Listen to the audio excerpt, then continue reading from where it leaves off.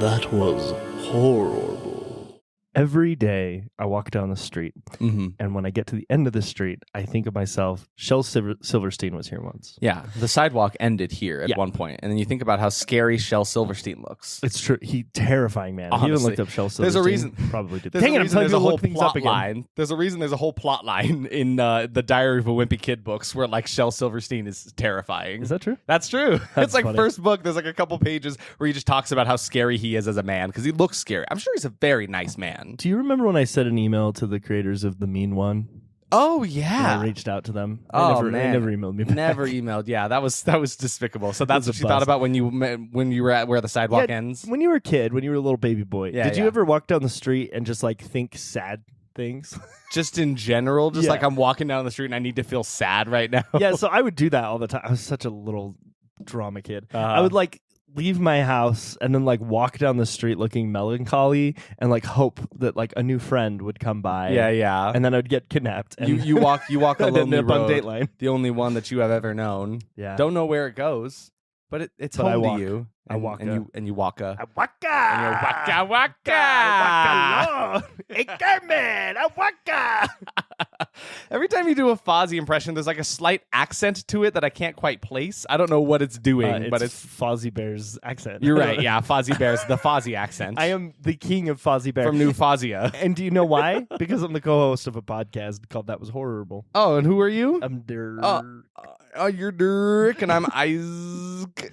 And we do our best at reviewing the worst in the horror industry. Yes, here on That Was Horrible, we take your awfully reviewed horror movies and we bring them here and we talk and discuss, review, and see maybe they're not so bad, maybe they are, and that's what we're doing here today. We got another great movie for you. Well, we got another movie for you today. I can't say yes or no. This is whether or our not it's good. first episode of 2024. Welcome to the new year, everybody. And if you're new listening, year, new us. If you're listening, This year we're a normal podcast. last year we were all about Garf. Get him out of here. Get him outta This year here. we're about normal because we're normal guys. Isaac has a little gross, disgusting Garfield doll that he just threw in the air. He's perfect. He's pretty beautiful. great. He's He can stick adorable. around even if we are a normal podcast. I'm wearing my this Garfield year. shirt, and I'm not going to take it off, but you know. Let's deal with it. Yeah, for those listening at home, he's wearing a shirt that says Paws on it instead of Jaws, and it's a recreation of the Jaws poster with a big old Garfield coming to tear incredible. up some.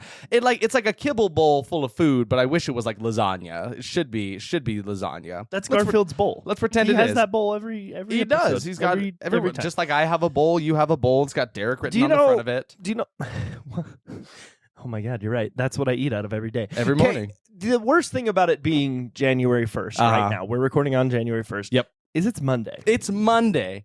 Can we Big discuss? Monday is here to destroy everything. Big Monday really, really trying to hurt, like start off strong, trying to hurt the new year, being like, we're starting on a Monday. Nobody wants to go to work the day after New Year's Eve, like everyone No. stayed up till midnight, right? And so Big Monday coming in here and saying, hey guys, it's the beginning of the year. You got to come to work on a Monday. On a Monday. Oh, doesn't that make you Oh, angry? don't you just hate Oh, Mondays? doesn't that just make you Don't you just wish seething there with wasn't a rage? You hate Monday? the Monday so much. Don't you wish that it would go Saturday, Sunday, Tuesday? Really, Because though? Monday sucks. Yeah, We might hate as it. well skip Well, the whole guess thing what? as a concept. Guess what? Here, come here. Guess what? Guess Yeah, what? getting Guess close, what? getting real close. Monday can be really good. Monday can be good. Monday can be the best day of don't the year. let All let you them have to do is puppeteer believe. Garfield like that. Don't let Garfield destroy your dreams. It's gonna be okay. Don't let- Garf, come back. yeah, we're back. Garfield, I love you. I mean, he's right here. You can tell him to his Oh, face. shit. Now's the time to tell him. Garfield, I love you. Garfield, we love you. And we know you're being puppeteered by Big Monday, and we're not going to stand for it, especially on this January 1st of the new year, trying to come in and push Monday, the hating Monday agenda on top of you. It's okay, we say. And you know why it's Monday? Why is it Monday? Because we watched the Monday. Ooh, that's... It's Mummy Monday, everybody. Mummy Monday. Welcome back. It's a new year. We back at you with Mummy Monday. Monday, which every Monday we watch The Mummy. Yep. That's not true. For a whole year, we're just That's going to do true. nothing but watch The Mummy and watch and discuss. Isn't I couldn't imagine Isn't doing that. Brendan Fraser just so cute? Oh, he's super cute. It's too bad he wasn't in this movie, though, because we watched The Mummy from 2017. Thank you, Trey, Yay. friend of the podcast. Thank you, for this Trey, for recommending recommendation. this one to us. Yes, we watched and reviewed The Mummy from 2017, which has a lot of talk around it, a lot of heat around it, because it was supposed to kick off the Dark Universe. Yes, exactly. Universal Studios was going to put together a reboot, revamp of all of the old classic Universal monsters, right? You had Frankenstein and the Invisible Man, there's the Wolfman, and then the Mummy. Of course, all of them were wrapped into this one. It started with this one. It technically, if you want to get particular about it, started with Dracula Untold, with that one guy who I can't remember his name, but he looks an awful lot like Antonio Banderas, but he's not Antonio Banderas. It's Bantonio Antares. Bantonio Antares, yeah, exactly. So he played Dracula in that one. It's like an official, unofficial start to this dark universe. Luke Evans, that's the one. I mean, tell me he doesn't look like Antonio Banderas, though. He looks brothers. like Bantonio Antares. Bantonio Antares, you're right. But so this is the movie. This was like the official movie starting that dark universe. It even had it at the very beginning. There was a title card for it. Yeah. Like it was going to set off a whole bunch of things. And it kind of started and ended with this movie. It did. Well, so it started and ended, but movies are still being created in this universe. They're just not connected. Yeah. Because like the DCU that I was giggling about the entire time, the Dark Cinematic Universe was supposed to have them all connected. Like in this movie, as you'll see, there are characters that would have gotten their own spin-offs. And it was like, honestly, fantastic idea. Because what were the movies we were going to get? We were going to get like a new Van Helsing. A new Van Helsing, an Invisible Man. There was going to be a new Frankenstein movie. There was going to be one called like the dark something, I can't remember, but it was like all of them coming together in one movie. The Dark Avengers. Yeah, exactly. But see, I think that is exactly the issue with trying to start this, because like we were in the period of like all these superhero movies are coming out. You got the Avengers movie, the Marvels movies coming out, and I feel like this was attempting to be that with the Universal monsters, and I feel like they couldn't decide whether or not that meant they were going to be heroes or villains, because I felt like it kind of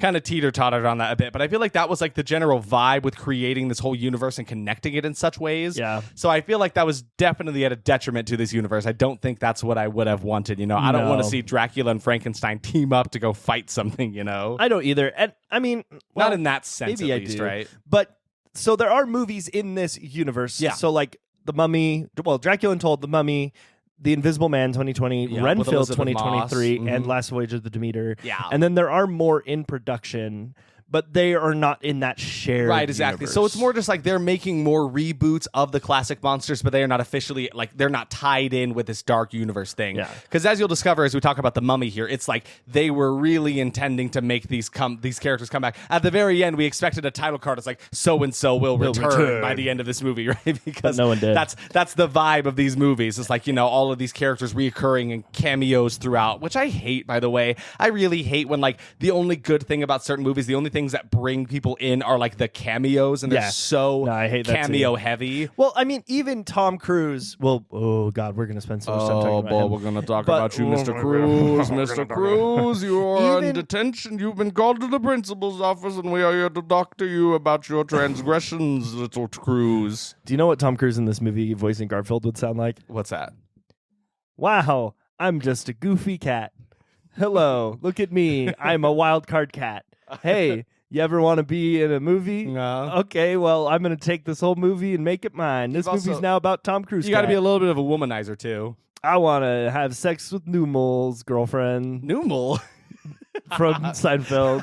It's Newman from Seinfeld and Nermal in one. So does that make Garfield Jerry Seinfeld? He's like Newmal.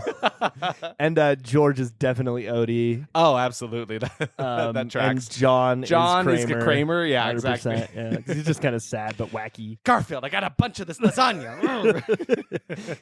Come on, John. Never. Okay, this is dumb. Did you know? We're gonna recast Garfield like 80 times. Over Exactly. the course of this podcast. I hope you don't think New Year, New Us means less Garfield, because unfortunately, we're gonna keep finding ways to bring him back. Chinese New Year hasn't happened yet, but it is Year of the Garfield. It is Year of the Garfield for us currently. So, all right. Did you know? Did you know they are making a Monster Mash movie, and it is going to be a musical? You're joking. I'm not. I wish I was. You're telling the no. There's no way they're making a Monster Mash musical movie. Is this real? It's real. What? Matt Stosky. I mean, I can't say I'm upset about it because I like anything with monsters in it. Like I am kind of excited about that in a sense because I also think what we need more in this day and age is less movies that take themselves so seriously. We need weird movies. That's why I'm actually kind of excited for the Lisa Frankenstein that's coming out February 9th, I want to say. Me too. Because like it looks like a wacky take on a Frankenstein story, and I'm kind of excited for that. I love when movies and studios are allowing themselves to take risks and make really weird movies. I feel like Universal's actually doing a really good job of doing that, making strange films, and I think they're really paying off. So we need more weird things, and so Monster Mash definitely sounds weird. Yeah, it's being directed. I don't know if it's been canceled or not. I can't find really much about it. But he's directed just a whole. Matt Stosky is going to be directing it. He's directed a whole lot of music videos. I was going to say he's directed music videos. I see CeeLo Green is in there. He also directed Blue's Big City Adventure. I'm listening. So I mean, if he's directing a musical and he's going to be making the Monster Mash, or if he's directing music videos, he's directing the Monster Mash musical movie. I'm in. I'm down. Let's see what he does. Because I think it's really funny. They were like, "Okay, we're gonna give you the Monster Mash movie, but you got to prove yourself first. Yeah, you need to do the Blue's Clues movie, Blues Big City Adventure, which was a musical. Was it? Yeah, I didn't know that. Well, I mean, apparently I didn't watch it, but it was his first full length movie. Oh wow, he's getting ready for Monster Mash. He's going ready. Blues getting ready to go out to Broadway. It's being written by Will Widger. Will Widger. What a fun name. Who's Will Widger? Will Do you know Widger. him? Will Widger. Would you mind calling him? If you had the chance to change your fate, would you?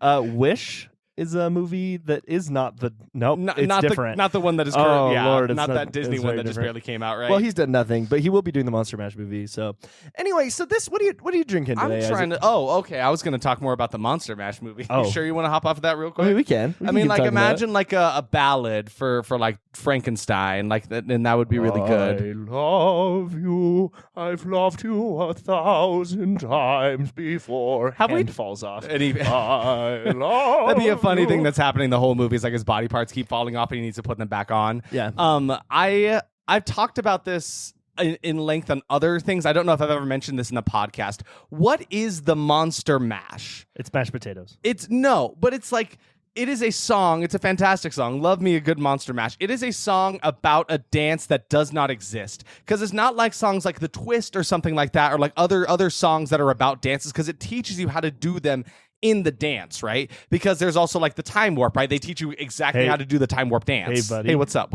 Hey, there was already a Monster Mash musical. Hey, what? It's a musical too? Buddy. Yeah. So are you telling me this Monster Mash movie coming up is going to be It's a remake of the 1995 film Monster Mash. 1995 It's a musical comedy Monster horror Mash. written by Joel Cohen and Alex Succarow. Joel Cohen? Of the Cohen brothers? Of the Cohens? Are we sure? Hold on, let me find out. Yeah, we got to be real certain here real quick. That's a different Joel Cohen. Hold on. Go back down to that film list, Derek, because I saw a name that I recognize. What? Garfield the movie. Whoa! From 2004, and Garfield, The Tale of Two Kitties. It's a different Joel Cohen. But still a wonderful writer. It's spelled Cohen. Yeah. And the Cohen brothers is Coen. Okay, so yeah, different Cohen, but I got real still excited. Some good writing credits in there. Toy Story's in there too. Oh my God. Okay, anyway, let's go back to the bit I was going to do. Yeah, so I kind of want to know more about this Monster Mash now. Well, we're going to watch it. Wait, what's it rated? Yeah, I was going to say that's what we have to know. We are watching it it foremost. next episode. Let's see. Let's 43. find out. 43. It's a little high. Should we do it though? I feel like maybe we can do it around. Should we just? It's only at audience ratings though. Maybe we can do it around like around Halloween. Okay. If enough people tell us to watch it, we're going to watch it immediately. If one person emails us, we will do this movie. Just shout really loud wherever you are if you want us to watch the Monster Mash movie. So let's take predictions though. So you got a ballad about Frankenstein and the Bride of Frankenstein. Mm-hmm. Right? Okay, but Elvis Presley's in this movie. So what does he sing? Are you kidding me? No. What? Not the Elvis Presley. Like the character. He Elvis was Presley. dead in '95. But like, yeah, that makes sense. the character. What does Elvis have to do with this Monster Mash? I like me some zombies, I like me some cats, I like me some cows, and I like me some rats. Hey, everybody go to the jamboree. I got a Frankenstein and a Countess Natasha. I got a Scot and a dancer too, and Wolfie's mother.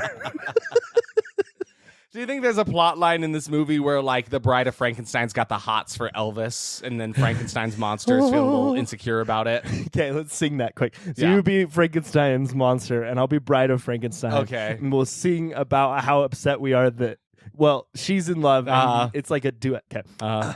Oh, Elvis, you're so good. You seem oh, my to wife do me makes me sleepy. sad. Because she likes that cat. Oh, Elvis, you make my blue She was jeans made to be with cream. me. Oh. All right, this is bad content.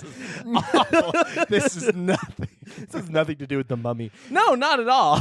Also, was there a mummy in the Monster Mash? I'm not seeing a mummy credit in this one. Are I wanted they're to just know. neglecting that the mummy is here? I think the mummy is welcome to the Monster Mash. But also, what is the Monster Mash? I just want to know. Did anybody actually have a dance that was attributed to that? Because it is a dance. They talk about it enough in the song where it's like he did the mash. He did the Monster Mash. The monster, like, what is it? I want to know what this looks like. Is it just a monster dancing? Here's a woman doing the dance choreography. But see, like, is that what it is, or is she just creating it? She's all right, probably so, just so making Derek, it up. let's describe so what's happening. you got the pot. They're She's stirring working the in the pot lab like late it's at like night. potion Eyes making. behind an eerie sight. They're looking around like they're trying to find something. Oh, raising their arms like they're Frankenstein. That's a little I racist get it. towards Frankenstein. Yeah, a little bit. It's like a little... those. It's like, what is it in All What We right. Do in the Shadows? They're They talk saying- about like the zombies are like, oh, not all of us are like, brains. Yeah. You know, that's actually really Exactly. offensive. Not all Frankenstein's monsters are, arms up in front of them like, duh. I think there are many intelligent Frankensteins, And not all Draculas suck blood. No, not all. Not well. Every single Dracula. Probably most all of them, I think, unless they're Some pretenders. Of them sip blood. Oh, that's right. You're right. You gotta remember, it's the difference between a drunk and a drunkard. Well, and that's exactly. There's like an elegance to this side of things, right? It's like he's not going feral and completely tearing into this person. It's like no. I take them out for a nice date. Yeah, exactly. Actually, Count Trivia, describe to us exactly like your process for bringing a date home and here, pretend like you're dating Science Do you Jim. sip on blood? Do you suck on blood? Like what's the go-to here? Well, okay, thank you. I'm glad that you've called me in before the end of the episode this time. That is really great for me. Oh, it's Science. I was gonna go on a I didn't date agree with for you. Science Jim to be here. Why is he here? Hi, Jim. How are you? You want It's to good bite see my you. neck? I mean, not really, but I suppose to this is going to be so awkward. Okay, so first you bring them home. It's like, oh yes, we had a lovely night. Have some wine, why don't you? Yes, oh really? Drink your fill, absolutely. Yes, drink the wine. Okay, and now I'm going to set out some nice newspapers around you. Don't worry about the newspapers. It's fine. The And Mets then lost. I'm just going to take. The Mets lost. And then I'm just going to brush your hair away and then just lightly that's it. Just don't move. It's okay. This is really weird. You wanted to include it. I did not want to act with this man. Okay, he gives me nothing. I don't know what to work with. He's talking about the Mets Science on the Jim's newspaper. dead. That was I stupid. just want to. I think Count Trivia would probably be. He would make a nice night of it. He wouldn't just make you I like feel used. Because I feel like a lot of vampires have that problem. It's like after your last night stand with them, it's like, oh well, they didn't even like think I was very special. I was just a blood bag to them, and not to Count Trivia. This is the stupidest thing I've ever heard. So speaking of wine, since we had Hey, what are we drinking today? today, we've got a wonderful drink here. Derek is a very creative, very funny man. So for the mummy, he has taken our glasses and wrapped wet like paper towels around them to look like the bandages of a mummy. Yeah, dude. But I think it's actually great, Derek. What's in here? Yeah, so today we have the blood of Amenet. Amenet, which is the name that you'll hear a lot through this movie. of the titular mummy in the Mummy movie from 2017. Yeah, so I mulled some wine for just like the holiday season. Mulled wine is basically, I took port wine and just a red wine, some sherry, and I cooked it real slow with some cinnamon and cloves and nutmeg and some orange peels and just so much sugar. And then I put it in the fridge. and mixed it with Sprite. And it's great. And that's all it is. It's just mulled wine of your choice cooked down with some Sprite. I basically made it into a syrup. And it's delicious. It's really, and it really looks good. like blood. It kind of looks like blood. So yes, here we have the blood of Amanette is our drink here today. And I wrapped it in that. In mummy bandages. It's great. Yeah, we love holding this like wet bandaged cup. It's my favorite thing in the world. It's a fantastic You experience. always want your cup to be cold, but you never want your cup to be wet. Exactly. People think about that. It's like you put the ice in the glass, and then the ice is going to melt. Waters your drink down. But if you just wrap the cup in wet bandages, it keeps it kind of cool. Keeps that crispness in there. Is this anything, or is this all nonsense? That's nothing, huh? I think I want to talk about the Mummy. Oh, you want to talk about the Mummy? Yeah, because it's like Brendan on this Fraser podcast was really where we good watch in a review. it. No, Derek, And he had we didn't watch the Brendan Fraser one. We watched the one with the Tom Cruise in it. Why don't we and talk no about Charlie scarabs. Brown more? There were spiders in there. You keep bringing up Charlie Brown. Are we trying to Really? make Charlie Brown the new I Garfield? just like Charlie Brown a lot. What's Charlie Brown's response to seeing the Mummy? Good grief. Okay, that's an easy one.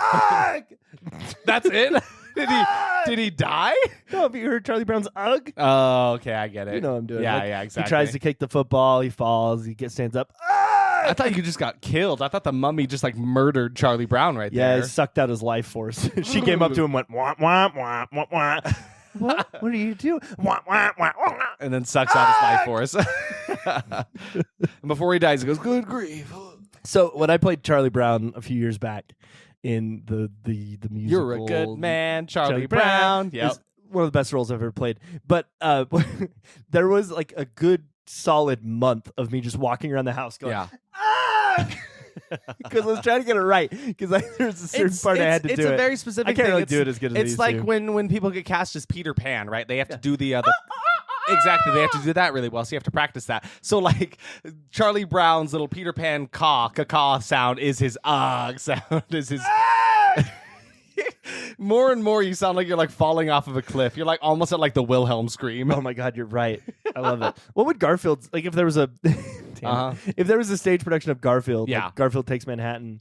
Would it be like what would it sound like? What would it sound What like? would his noise be? I think his sound would definitely mean, feeding into the big Monday propaganda, big week, it'd definitely be like, I hate Mondays. But I feel like it would always have like a musical sting to it, like womp womp. Oh, like a side film. That's true. Taking it back. We're rolling it is. Garfield can easily be Garfeld, and that's something. So Garfield, we're more making like Garf Dad. We're making a collaboration. It's like a Garfield Seinfeld musical stage production. This is fantastic. That's pretty good. That's pretty good. And then the sequel will be Garfield and Charlie Brown. So it'll be like Garfield runs away from home and ends up in the Peanuts world. Yeah, exactly. That'd be pretty good. And he can actually talk to the people for some reason. Like the adults, he can understand them. Even though Charlie Brown still just hears wah, wah, wah, wah, wah, wah. And Garfield's like, I don't know what your problem is. They sound really normal to me. You got any lasagna, kid? Right. Oh no, what's that mummy? And then the mummy comes back. And we're back, ladies and gentlemen. And That's what we're we call a back. poorly executed segue. You're a good man, Charlie Brown. You should get away from that mummy. That's all I got. It's so hard to conceive, most problematic to believe that there is a mummy. Yeah, something like that. She is dead. She is dead and in a tomb over there, covered in mercury. It's true. And Tom Cruise will pull her out because his greed is so much that he is a big, stupid idiot. You're a good man. More like you're a dead man. You're a dead man. Charlie Brown. Thomas Cruise. Thomas Cruise. Can we refer to him that for the rest of the time? Yes. It's like when your parent calls you like by your middle name. It's like Thomas Cruise. Get in here. Cruise? Does Tom Cruise have a middle name? Will you don't know. please look up if Tom Cruise has a middle name? Yeah, I'll real quick? go. I love how you went to look it up and you're like, No. now Derek Googles things. We need to figure Tom this out so we Cruise, can call him by his full legal name. Middle tooth. Middle tooth. Thomas Cruise Mapophiler III. So his last name is not even Cruise. Cruise is the middle one. But it is Thomas. It is Thomas Cruise Mapother. Thomas Cruise Mapother the Fourth. Mapother. After his father, Thomas Mapother the Third. That is nonsense. I did not expect that to be his name. Scientology, man. It's a crazy world. So let's just go with Thomas Cruise here. Derek, what did you find out about Thomas Cruise's movie here, The Mummy from 2017? I found out a lot, man, because there's a lot to talk about with this movie. There kind of is. I feel like we've actually gone on for a lot of nonsense. This is not like the other 2 movies we watch where we have to fill our time total. Yeah, no, like the other 2 recent ones where it's like we had to fill the time because there's nothing to talk about. I feel like it's actually a hefty amount to discuss in this movie. Yeah, man. Okay, so The Mummy 2017. First off, I just want to get into some real quick. Last episode I said I watched this movie.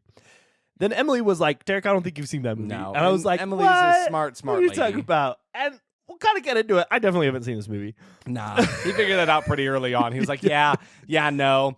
I think you said you were actually mixing it up with the ending of Suicide Squad. Yeah, is so that the right? original Suicide Squad movie, the ending of that, there's like a mummy sequence, and I had written off that movie because I hated it. The character of the Enchantress has a awfully similar design to this one, and in my brain it had twisted, and yeah, it's just like that it's one. All those antidepressants. It's just like that one movie where Danny DeVito is on the roof of a building and it pans away from him, and then they play "What's New Pussycat."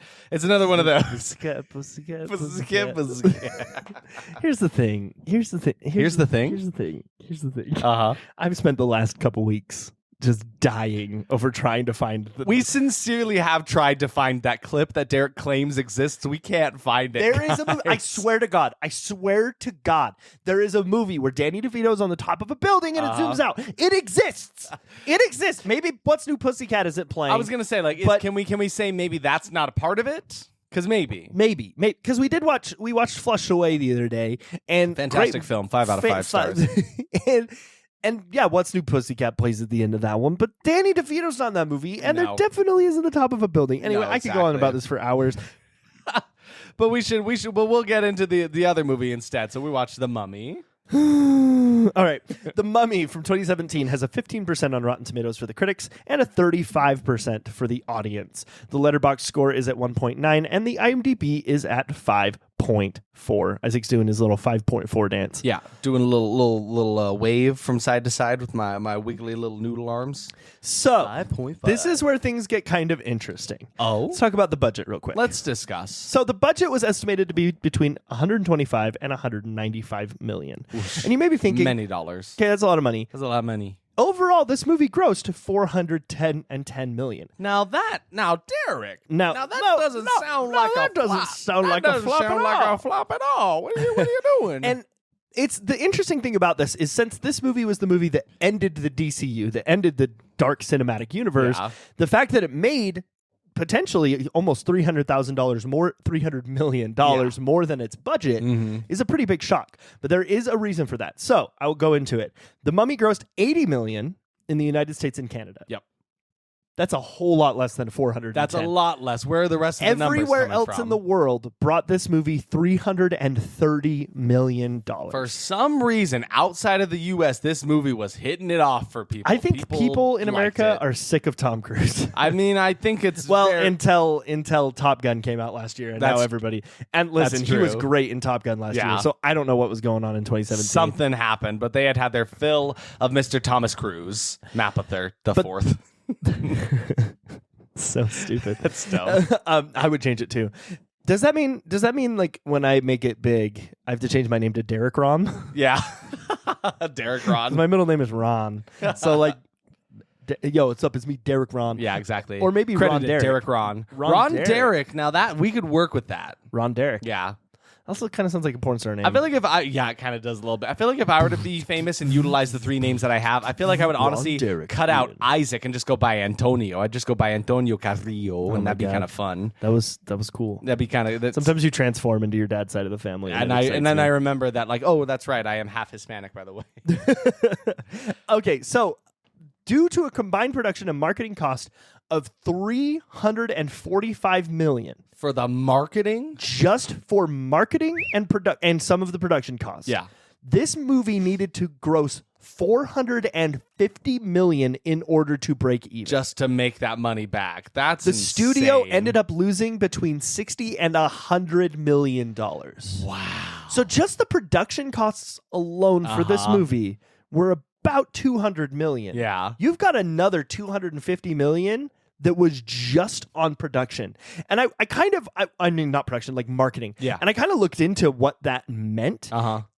They were making like VR games that were at like arcades. They were like putting things outside. So they were getting really into it. They not just like, cool, let's put trailers everywhere and on TV spots and all that kind of stuff. Like there was a lot of like add-on tie-in stuff. Here's the Mummy cereal boxes, Yeah, there was a game. There were 2 video games that actually came out from it. And both of them I hadn't. They were really confident in this dark universe Mummy idea that they had. They were really putting a lot of money into this. I do remember this. It was the Mummy Demastered. Demastered? Yes, it was a Metroidvania game. What? So it was like, instead of doing a remastered, they took the graphics. It was actually dope. Really? I remember it being really good. That's insane. Yeah, it was really, really fun. I might go back and play it again just because I've watched the movie now. I mean, received generally positive reviews. Yeah, That's but I mean, strange that they used the budget for this film to pay for that game, right? So it's not just the like, budget. That's not a really smart idea. It's not just the movie. It's also the game and the other one and all the other stuff. The T-shirts, the hats, the cereal boxes. There was another. Wait, hold on. Another something. Yeah, you play as the soldiers under the command of Dr. Jekyll, and you fight Omnet. Well, spoilers, Dr. Jekyll's in this movie. That is very strange, which was quite a shock to us. Yep. And then there is another one called The Mummy Dark Universe Stories, which is a choose-your-own-adventure game set after the events of the film. So there were several games. Establishing the original Universal monsters as canon. And that also received very good reviews. And then they also released a manga series called The Mummy Dark Stories, was released by Ganma on July 15th to July 29th of 2017. Wow. So they went crazy. And then also there were 2 arcade games that were released as well. That is nutty. So they put so much freaking money into this movie. And the things that they put their money into made money on their own, but you couldn't put that in the film's budget, and they're not making enough money to pay for a movie. Absolutely not. It's unfortunate. That's very unfortunate. That's crazy. I didn't know that they had gone so deep into all the other stuff. Again, like they had really, really high hopes that this was going to be a hit. Which is kind of funny because, again, like we've mentioned how like horror movies do not typically do quite as well as other movies, right? Society is scared of them. So really bold of them to say this is going to be our next huge thing. I think it's just because, honestly, a lot of people talk about The Mummy with Brendan Fraser, and they're like, people love The Mummy, of course. Right. Why not? Everybody does the costumes at the parties, and they all love it. And then it didn't end up happening that way. So something else that's kind of interesting. Do you remember much about the music from this movie? I remember thinking like it was decent, but like not it was fine. Nothing really stood out. Yeah, but it was there. It worked. Brian Tyler, who did the music, this isn't trivia necessarily. It's all about production stuff. I hope this wasn't in trivia stuff. No. So he was given the work to do on this movie an entire year early. About half a year. He started recording it. Yeah. And he was working on it total for about a year and a half before the movie released. He recorded this with an 84-piece orchestra, a 32-voice choir at Abbey Road in London. Whoa. All right. He ultimately recorded 2 hours of music for a 110-minute film. Damn. That's nuts. Which means there was more music than they even used. So they paid this huge ass orchestra. Yeah, because you have to imagine, like, it probably costs a bit to pay all of these musicians. Because of course, Abbey Road, the most famous recording studio in the world. So I'm sure it's not cheap to rent out that space either. Like, really, really diving all of the money into this movie. That's kind of absurd. That's kind how of much why money I added they that dived in into here. I was like, this is just so important to talk about how much they wasted money. That is they're just throwing money out the window. I kind of feel like a lot of it was their confidence too, right? I mean, they started doing all this stuff before the movie was even made, right? So they didn't know. It's like that one company who was originally producing The Mean One. Yeah. Where they're like, we love this movie. It's going to be fantastic. Can't wait to see it. Then last minute dipped when they actually saw the movie, they're like, "Oh, guys, we made a mistake. Guys, we messed up. I'm sorry. That's I'm gonna say it. That's my bad. It takes a strong man to admit when he's wrong, and I'm gonna admit right now, we messed up. We messed up big. We messed up big. And I think these executives here working and producing The Mummy for Universal really, really hit a big oopsie here. Really big oopsie. Okay, so this movie was directed by Alex Kurtzman. I'll go into writing in a second, but what he has done is actually some good stuff, but not in directing. He has only directed 6 things. Oh, okay. He has produced 53 things. Wow, okay. So big-time producer trying to become a director and yes. not working out I don't too feel well. like this was the time for him to try and become a director, personally. Yeah, I think so. But what he has produced is all Star Trek stuff. My boy is like one of the main Star Trek producers for like the last, who knows how long. There's a lot of Star Trek stuff, yeah. Right, yeah. So like, he's a well-established producer. Yeah. But for some reason, he was like, I want to, guys, I think I want to try directing. I mean, I'm sure it happens after you produce so many films. You become pretty well aware of like, the industry and how things work, the ebb and flow. You see a producer, you see a director in action. You're like, that looks like kind of fun. I bet I could try something like that. I bet, maybe. Maybe. And then you direct a Mummy 2017 and lose. And then you never direct again. Many millions of dollars and never direct again. Is that true? Has he not directed since this movie? He's done. Yeah, that makes sense. I'm sorry to hear So it. let me list the writing credits for this movie. I'm sure it's just like 1 or 2, one, right? 1 or 2 people. What's the normal amount? Mm-hmm. You got David Cope. You got Christopher McQuarrie. You got Dylan. Dylan Cussman. You got John Seitz. You got Alex Kurtzman. You got Jenny Lemon. So you're telling me there are 7 7? There are 7 or 6. There are 6 credited writers on this movie. And Tom Cruise. And also one of them, Alex Kurtzman, was the director. So we do also have a written and directed by, as well as 5 other people. Though I feel like there were just 6 people in that writer's room. Yeah. They didn't know who to direct it, so they just threw straws. They picked, exactly, like shortest straw. You get to direct this movie. No, come on, guys. I'm just a lowly little producer. I'm not the director for this movie. So we can go into that a little bit now. Apparently, during production for this film, Tom Cruise changed a bunch of stuff just because he wanted more screen time. Yeah, exactly. It's obvious. There's a big discussion about Tom Cruise kind of ruining this movie. Who knows what the movie could have been before he got his hands on it? But like he basically, with his Tom Cruise power and money and fame, was like, I'm in charge of what's going on in this movie, and changed a lot to make it like kind of cater more towards him. And I was reading an article about this situation that like all the reports have just very recently been coming actually out about this. Yeah. It was just last year that people have been like coming forward and being like, no, on set it was rough because Tom Cruise was changing everything. And one of the articles I was reading mentioned that Universal had slated $1.9 billion for the production of the DCU. $1.9 billion for this But since dark they universe. lost $100 million, they're like, never mind. This money has to go elsewhere. We have to work on other things. I mean, please. It's smart, right? It is. It's a smart move. It is unfortunate though because I do feel like a lot of good could have happened. I know. I feel that way too. I'm pretty upset with I got beef with Mr. Cruise, Thomas Cruise here myself, just because like who knows what it could have been. Like we haven't even gotten to the fact that like they had these other monster movies like slated, right? They also had some actors cast. They had Javier Bardem cast as like Frankenstein's monster. Yeah, dude. I kind of want to see that. I would have been really interested to see a take on that. And in this movie, Henry Jekyll is in it, played by Russell Crowe, which was not expecting there to be a Jekyll and Hyde in this movie. Nobody had talked about that aspect of it. And I don't get why, because in my opinion, it was the highlight of the movie. Really, and I think it's just because, like, not only did Tom Cruise change it in a way where, like, the entirety of it is about him down to, like, all of the marketing, too. Like, I feel like the trailer kind of misled me in some ways because, like, the movie ended up being a bit different than I was expecting it to because of that. But it just completely catered to Tom Cruise in that sense, right? Yeah. So I think that's also, like, why that's all anybody talks about, right? Because, like, it's all about him and all about the things he did in the movie and stuff. And it kind of blindsides the entire rest of the movie that like could have been pretty decent, but we'll tell you about that in a second. Let's go over what this movie was nominated for. Oh, had some nominations. It had 18 nominations and 4 wins. Quite a few. 4 wins. I'm not going to go over all of them. But I'll just go. I think I'm just going to go over the Razzies. Yeah.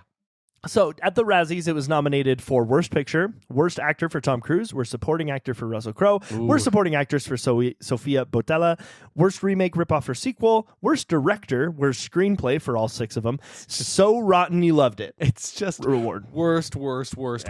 So bad you loved it. Right. Really? It won only one of those, which was Worst Actor for Tom Cruise. Oh, Thomas Cruise, you done it. Thomas. You done did it here, and you got Worst Actor in this movie. At the World Stunt Awards, this is also important to mention, it was nominated for Best Stunt Rigging, which I thought was kind of interesting. Sounds like a Tom Cruise movie. I mean, yeah.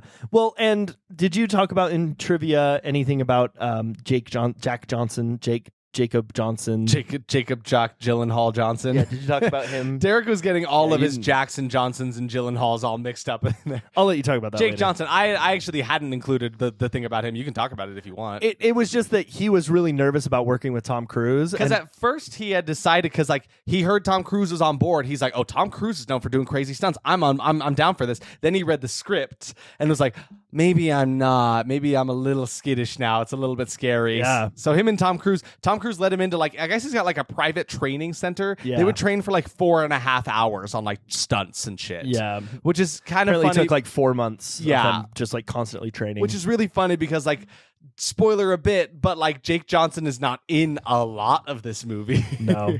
And if you don't know who we're talking about, Jake Johnson was Spider-Man, the dad Spider-Man in the Into the Spider-Verse. and also in New Girl. Very well known for being a New Girl. Yeah, it's kind of Carlos, that was his name? I don't think that's his name. There's no way Nick. that's Nick. His name Okay, is- there's no way his name is Carlos. I don't know. You're crazy. You're crazy. Anyway, there were a bunch of other nominations. They're all just the same old stuff, though, Yeah. man. This movie really got ripped apart. Yeah, and it's kind of funny. I remember like when it was coming out, people were just like tearing it to shreds on the internet too. There's a funny bit where people were making fun of the trailer for it because there's a part where like Tom Cruise is almost flying out of the side of this plane that is blown out, and his scream was like dubbed twice, so it was the same screen repeated, and it sounded stupid. So people were talking about like, how was the sound editing allowed? This is so terrible. Ha ha ha. And yeah, so should we discuss people's reviews about this movie and such? Yeah, let's do it. Let's get into these Rotten Tomatoes reviews. We actually do have a critics consensus on this. You want to take that? You want me to take that? Take it, because mine went away. That's fine. So the critics' consensus for The Mummy 2017 says, lacking the campy fun of the franchise's most recent entries and failing to deliver many monster movie thrills, The Mummy suggests a speedy unraveling for the dark universe. And that's exactly what ended up happening. Oof. Stephen Prokopke of Third Coast Review says with a negative review, it's the film that launches many others, and as a result, a lot is riding on its success, both financially and as a starting off point. As a result, it feels like a movie made by a committee. Yes, I mean, sincerely, 6 people like, doing this? Almost literally is. I feel like that is absolutely a detriment to things. I think it is wonderful when you have people to look to, be like, hey, look over the script, see what we can change and stuff. Yeah. But if there are 6 writers for a thing, that is way too many cooks in the kitchen and things. Too much. Like, imagine that. Imagine 6 cooks. You're a chef. Imagine 6 cooks all having their hands on the same thing. I mean, I have literally experienced it. And how has that been? There is a reason too many cooks in the kitchen exists. Exactly. I am asked constantly if I like cooking with people, and I do for yay, we're friends, or like I love cooking with my father-in-law. Yeah, or then, but also at the there's like same enough time, workload like, for 2 different people, right? But yeah, but at the same time, like 90% of the time, just doing it yourself is the way to go. It's way too much, Which honestly. is actually at the same time, I think, a detriment for movies, though, because sometimes you have those passion projects for written and directed that work out. They work very well. But a lot of other times they get too caught up in their heads. They don't let anyone else look at it, which is why I hate to segue a little bit, but something I noticed when we were doing our top 10, which, by the way, if you haven't seen our top 10 yet, it is up on YouTube only. Isaac went through and edited it like crazy. Yes. It's a ton of fun. We decided to just make it a YouTube special. It's a wonderful time. So yeah, go check that out. Just go YouTube. That was horrible. If you don't have access to YouTube for whatever reason, or you don't want to watch it on there, let us know. We'll find a way to get it to you. We can post it to the regular feed if you so please. If you desperately need just our voices, but you can see our sweet faces. Sweet faces Anyway, and the sweet posters next so to them too. something I noticed though when we were doing all of those top 10s is a lot of them were written and directed by us. Yeah. And I thought so that often was it can work out. And I think it can work out for sure if the passion is in the right place and if you let people look at what you're doing. If they don't hold it too close to themselves, Yes. right? Like, I think it is definitely, there's something to be said about, like, when you have this idea, someone says, maybe you should do this. You're like, no, I have the vision. I think I'm going to go with my gut here. Like, that's fine, you know? But I feel like often if you're just sitting there holding it so close to yourself, like, I'm the only one who knows the vision here, you know, I'm the only one who can do this. It often leads to, you know, some bad things. I feel like sometimes I do that, just like as a character flaw of myself. I'm scared of the criticism and people telling me I'm doing it wrong or I should do it another way, so I don't. And sometimes, you know, it could have been better if I just like opened it up to people, right? You know, and like allowed some other influences there. I can take it or not, you know, and that's fine. And one thing, like, for example, Beau is Afraid was written and directed by Ari Aster. Right. And I feel like had he not had the cult following that he has, or the big following that he has, and that was the only movie he released, I would have hated it, and the rest of the world would have hated it. True. It's depends on your situation. And I think the reason we give so much shit to written and directed by is because often the ones that end up on our screen, the ones that end up on our laps, are the people that wouldn't let anyone else exactly in. Right. Anyway, the ones who here's think my soapbox. think they're the best in the biz. So next review from Kristen Lopez, actually from the year that the movie this was released, says, this incarnation of the wrapped figure is a dusty combination of Fatal Attraction and Mission Impossible, making for one of the year's worst films. Oh my goodness. This is actually a positive review from Dan Scully of Cinema 76. The Mummy is a lot of fun. This is due to the fact that it commits to a very specific tone right off the bat and all the way to the end. Interesting review. Another rotten review, because like almost all of these on the front page of this are all rotten reviews, from Angie Hahn from Mashable, says, it's not enough to promise moviegoers that the 2 hours of movie they just sat through will pay off in another year or 2 or 3 when the sequel arrives. They have to pay off now. And that's very true. I feel like there's a decent part of this movie that is like banking on the fact that it is like starting this dark universe. There will be more to like make it more bearable, because I feel like there are some movies that do that, where you watch it and then you watch the subsequent movies and it kind of makes it all come together and all much more worth it for the entire ride. Yeah, for sure. But like also like you can't bank on that, especially since in this case it didn't even end up spurring into these other movies, right? It completely killed the project. So it's like you have to deliver something good and not to say, well, it'll be better once they see the other stuff. It'll really come around, you know? So Anyway, should we start talking about this movie? I suppose we should get into this. Want to talk about our riff about? Yeah, I got no riffing for me. Like, I think we should just dive in. I do want to say I hope people do go check out that top 10, because I'm really proud of it. Yes, please do. Yeah, we talked a lot. We feel like we got a little passionate about some of the movies that I was not expecting to. It was a really good year for horror. It and really was. I liked getting just like our thoughts together, thinking about what our good movies were. Like these are movies that obviously were not podcast worthy, so yeah, exactly. It was nice to just like take a break. Yeah, I'm real stoked to see like what comes in 2024, to see like what more horror we have in store for us, because there's lots of people coming up with great ideas and original fun stuff that we're going to check it all out. You know, that's our promise to you, is if it's horror, we're there, down and absolutely down and dirty. Down and dirty. We're down and dirty with the horror. So expectations for this film. Oh, right, that's the thing we do. Yeah. So my general expectation for this movie was just that I straight up said my first general expectation was just, I don't want to watch this. Yeah, you did say that out loud. Mine was bored as hell. Yeah. I just knew I was going to be bored. I don't know what it was about this movie. Probably because of like, I don't know what the opposite of hype around a movie is. I guess hate around the movie, but like just based around all of that, the reservations for this movie, I guess it's like I was not quite looking forward to this movie. Yeah. So like I think this is the most we've dawdled before watching a movie. Oh my! Because we can be pretty good about like when it's movie day. You know, it's like, all right, let's sit down, let's write our notes about it and stuff. We kept finding excuses and different things to do. Anything in the world we could do before we actually started watching the movie. So like take that as you will. So that's definitely a general expectation for me. My first formal expectation though just says way more action than it will be any horror. If you look this movie up on Google, it claims it is an action horror movie, but after watching the trailer, I was like, this seems completely like an action full-on movie. Action like film. They just took Mission Impossible and put a mummy inside of it, you know, and that's it. My first expectation is actionable. So same as you. I knew that I would be reviewing this movie with actionable. Yeah, that's a verdict prediction there. Yep. I said way too much of Tom Cruise and not enough of the Mummy. And again, that was kind of just going on the knowledge that I had about like Tom Cruise altering things to like cater more towards him, and he had the more screen time and stuff. But like, it's gonna be all about this random dude who I probably won't care about, and not enough of the cool, scary monster that the movie is named after. Right. Only a horror because of its name. Yeah. I figured the only thing horror about this was just going to be the mummy itself. Yes, exactly. That totally makes sense. On the subject of the mummy, I said mummy too sexy and not scary, because that was another gripe that I had about it. I love me a grotesque, hard to look at monster that makes you feel nasty, because a mummy, literally just in the perfect sense of the form, is like, it is like a husk of a person. It's a scary looking corpse, mostly skeletal in nature, covered in these dusty old bandages. Like, it is a scary looking creature, right? Yeah. And everything I had seen of the titular mummy in this movie, the girl playing her, was like, at all, she just looks like a pretty girl who has some cool bandages, tattoos. some cool tattoos covering her body and stuff. Like, it didn't look very scary to me. So that's that was, I mean, not necessarily an expectation, I suppose, just like an observation. Yep. So Absolutely. My next expectation, I already gave you the answer to. Maybe I haven't seen this. Maybe I was just thinking the end of Suicide Squad.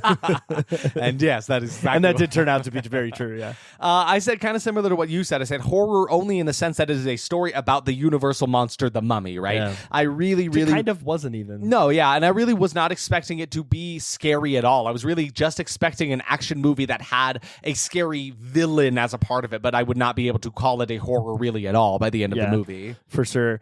So many stupid scenes. I just expected like every scene with Tom Cruise to just suck. Oh, yes. And then my final expectation was just absolutely zero cool practical effects. I felt like, because Tom Cruise is known for like really wanting to do the practical stunts and have them be done by himself and not a stunt double. So I'm like, there will be fun stunts that will be done practically, but I don't think there will be actual like practical effects as far as like monster design and blood and all that kind of stuff. I feel like any of that stuff will definitely be handled through CGI, just based on the big budget of this movie and the capabilities that they had. Absolutely.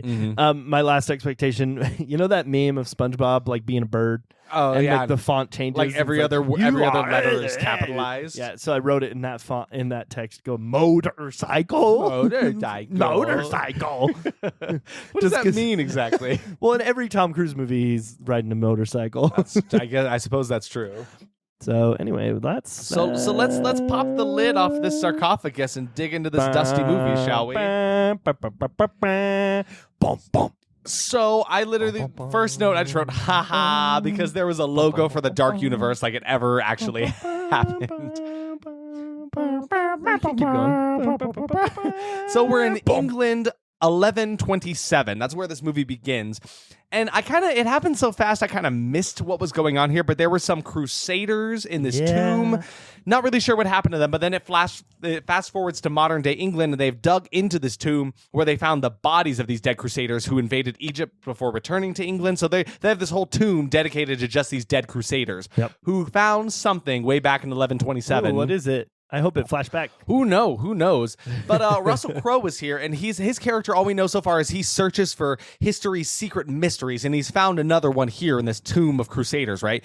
He talks about Princess Amenet, who's going to be the main mummy character here, and he gets this like flashback of when she was alive. So she was going to be ruler in Egypt because she was the princess, but then her destiny was usurped by the birth of her little brother. So in her anger for that, she made this decision, this choice to embrace evil. She made a pact with Set, who is the god of the dead in Egypt, unleashing darkness itself. And so I gotta say, I was not ready for this. So we're flashback into to the time with the Egyptians, right? And she's making this pact with Set. He shows up. Set is like behind her as she's doing this cool ritual thing. She's got like a bunch of like ravens hung up around her. It's actually, the set's kind of cool. Set is kind of cool, and the sets are kind of cool in both senses, right? But yeah, Set, who was played by Javier Botet, right? Set by Botet. Set by Botet. That's like, Set. Javier Botet. No, it's like he set up like a little Instagram or Pinterest shop on Etsy, and it's Sets by Botet. Sets by Botet. That's actually pretty good.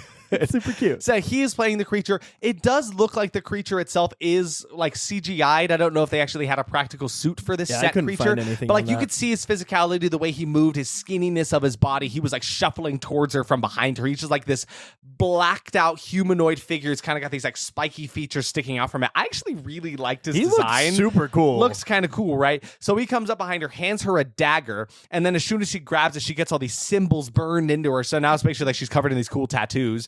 So then she's completely embracing the darkness. She kills the pharaoh and the baby, and so now her goal is to bring Set into the real world, into the body of a mortal man, right? By killing the mortal man with a special dagger and a special jewel. Exactly right. So she needs this specifically, this special dagger with this big old red gem that's in the hilt of it. Or at the bottom of the hilt, whatever. But at the bottom of the handle, I should say.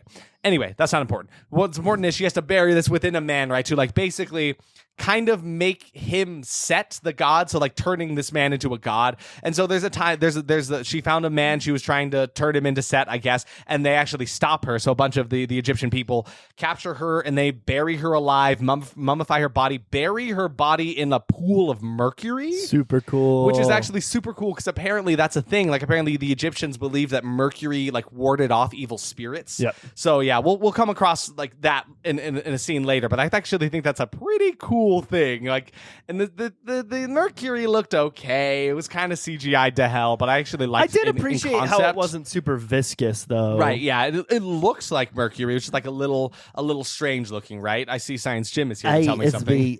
Emily wanted me to say a couple things about mercury. Oh, okay, yeah.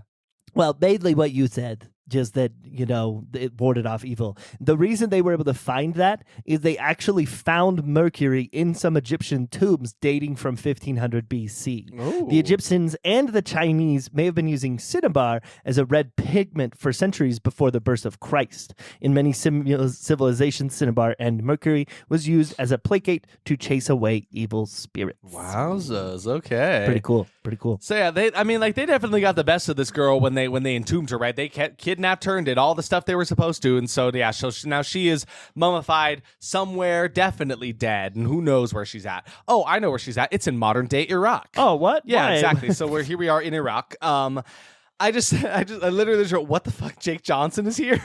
Yeah. He can't possibly fit in with his side because up until this point, the movie was setting like a pretty good kind of tense tone. It was fun. I was kind of on board for it. Then Jake Johnson shows up and suddenly just drastically changes the tone. It is now like this buddy cop comedy with Jake Johnson and Tom Cruise, where the two of them are like exchanging these quips and they're about to go into some town to try to steal something. Like it's really crazy. And then as soon as they get into this town, now it's a comedy action movie with a bunch of gunshots and as they invade this little town for who knows why. This movie cannot decide what it wants to be. Now there's so many explosions. Yeah. Where's Michael Bay? Is Michael Bay here? If you're Really, Michael Bay, though. raise your hand. And like it just expected us to be okay with them just like running through these streets getting shot at by someone. Yeah, exactly. And like because they're a part of some army, military something. I couldn't really place it. I no, they didn't really care. tell us. It didn't No, even exactly. matter. I'm like, are these guys bad guys? I'm not really sure. It's kind of a gray seemed area like there for it. sure, but I'm like, I'm not really sure what they're doing. All I know is they're there to steal stuff, right? So they're Yeah. getting shot at. They're pretty convinced they're going to die, and then they're saved by this airstrike that Jake Johnson's character called in just a second ago. And Tom Cruise is like, did you seriously call for an airstrike? He's like, oh, thank me later, bro. That's not what he says, but like that's basically the energy. vibe. So yeah, then it actually does save them because they're almost done in. They're surrounded. They're getting shot at, and then this big old bomb just blows the whole place up, and then everybody leaves. And then they call themselves liberators of stolen antiquities. So they're literally just stealing things to sell them on the black market. They're not very good guys. They're terrible. Yeah, and this already starts the whole like Tom Cruise's character is not that likable at all in this movie. The worst thing about it, though, wasn't that he wasn't likable. It wasn't believable that he wasn't likable. No. Like, I didn't look at Jake Johnson and Tom Cruise's character and be like, these are evil, terrible people who just want to sell things. I looked at them and just saw them. Like, Yeah. I didn't see them as characters. No, and I didn't really feel that. sucks. I didn't feel that way either. Neither of them really felt like a character within this world. I saw Tom Cruise and Jake Johnson doing what they usually do, right? I mean, you could say is just because they're people that I know, but I've seen them both in things where I felt like they were characters. I mean, like we said with Top Gun last year, for specific, Right, you loved that movie. I loved that movie a lot, Top Gun Maverick, and I did not feel that way. Yeah. At all about no, Tom Cruise absolutely in that. not. So the airstrike just so happened to unveil some Egyptian ruins underneath this town, which is kind of crazy, but like cool, awesome. You accidentally unveiled pretty this dope. civilization or like this tomb down here, right? So then we meet this one character, this blonde English woman who I guess Cruise had slept with a couple nights ago in Baghdad. The two of them had this night together, and he stole her map to this location when she was sleeping. So she's pissed at him. As soon as she walks up to him, she smacks him right in the face. And I'm like, you mentioned how many times has this happened to Tom Cruise? I'm gonna Google I feel like it's often that he gets smacked in the face by his leading lady counterpart, right? So Jake Johnson, who is Chris Vail, we'll start using their names. So Chris is Jake Johnson, and Tom Cruise, whose name is Nick Morton in this movie. They go down into the hole that they made with this blonde woman. Her name is Jenny Halsey, and I guess she's some archaeologist. I actually didn't get a lot about her character before they went into this, but all of them go down into this hole where the civilization is, right? Because they're like, we don't have a lot of time before other people are here. Like we're on the move right now, so get down into this hole, find whatever you need to if it's that important, and then get back up here, right? So they're down there, and then Nick and Chris keep bickering over what to steal from there. But then here's the first time where we see the mercury. There's mercury dripping down from the ceiling from all of these stalactites on the ceiling, funneling into this canal. Pretty cool. And leading into this buried sarcophagus, the sarcophagus of Amenet. And it's really cool. So yeah, her whole sarcophagus is submerged in this pool of mercury. And we already talked about how they believed it warded off the evil spirits. The set is really neat. It's so cool. Awesome. There are these 6 statues. They look like Anubis. Is that who it was? No, it was set. It was set? Okay. Yeah. What would it be set though? Would they surround her with a god that she was trying to summon? I don't know. It looked like Anubis because it's like the dog head one, right? Yeah. So anyway, so she was surrounded by 6 guardians watching her because I guess those usually turned away from the tomb. These ones were facing her, making sure she stayed within there. I actually really, really liked it a lot. So Jenny starts filming this incredible find, and the other guys just start grabbing things to sell. They're pulling all these jewelry from these corpses that are all over the place, right? And then like an idiot, Nick breaks the chains. Tom Cruise's character Nick, he breaks the chains that are holding the sarcophagus under the mercury so they can get a look at it. Because she's like, we're gonna need all these different teams in here. And he's like, there's no time for all that. So then he realizes the mechanism is as easy as bam, shoot this chain right here, and then she comes up out of the mercury. Then millions of spiders start pouring into the tomb. I hated this. Camel spiders, to be specific. They were awful. Yeah, how did you feel about that, Derek? Did you like I hated that? it. I hated it a lot. No, you don't like spiders? Are you sure? Honestly, terrible. Thank you. Yeah. So while looking at the sarcophagus, Nick sees this vision of Amenet in the middle of a desert. She's speaking to him directly. And look, they're about to kiss. I'm not really sure what's happening. Then before she kisses him, she says, "My chosen," but she says it in Egyptian, right? And so he wakes up and he's from his weird fugue state that he's in. So now there's a strange plot going on where Tom Cruise, Nick, is kind of having the hots for the mummy character in this movie. A little bit. A little lot of it. A lot of it. Camel spiders are not poisonous, by the way. No, yeah. I thought they were. They just look like they'd really be poisonous. They're terrible. It's like if a scorpion and a spider had a baby. It's awful. It's terrible. Gross. Don't like to look at it. Gross. Bad, yucky, bad. So as they're leaving the big hole in the ground, there's these ravens that starts appearing all over the place, and they're airlifting the coffin out of there. And then they're flying the mummy away, loading it onto a large aircraft. And then Chris Vail, who is Jake Johnson's character, he's looking a little unwell. He's looking sick. He ain't looking too good, and nobody seems to notice. No, they just keep going about their lives while this man is covered in black veins. Because it's not like he's trying to hide it. He's sitting in the middle of all of them. He's like, and you see him stretch his neck, and yeah, there's these big black veins shooting out of his neck. His skin's pale.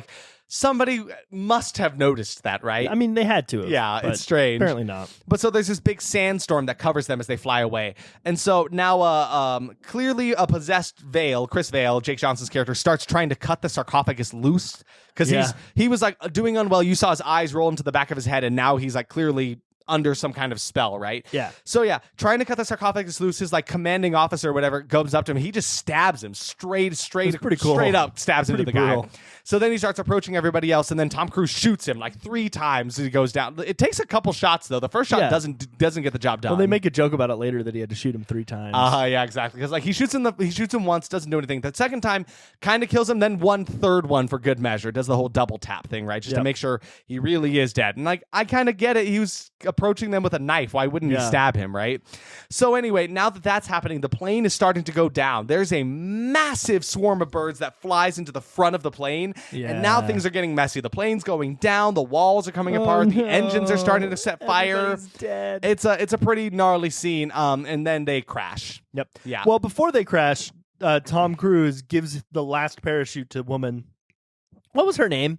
Jenny. I'm sorry, she was very forgettable. That Jenny gets the last parachute and Tom Cruise goes down with the plane. What's really funny is later on there's a scene, which we'll cover, where she's talking about how he's a good person because she's like, you gave me the last parachute. And his response is, I really thought there was another one. Which is total bullshit. He just said that because he didn't want to be a good person. It's so shitty, but even so, like, that's so. Why would you?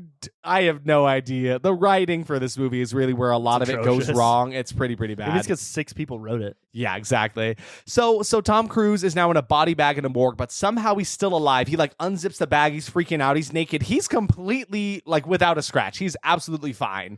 And we saw that plane crash. That would have decimated his body. He would not be alive anymore. Even if he was immortal. For some reason. Yeah. He would, like, I don't know. Not sure. So then behind him, he gets scared because Chris, his buddy, played by Jake Johnson, he shows up behind him.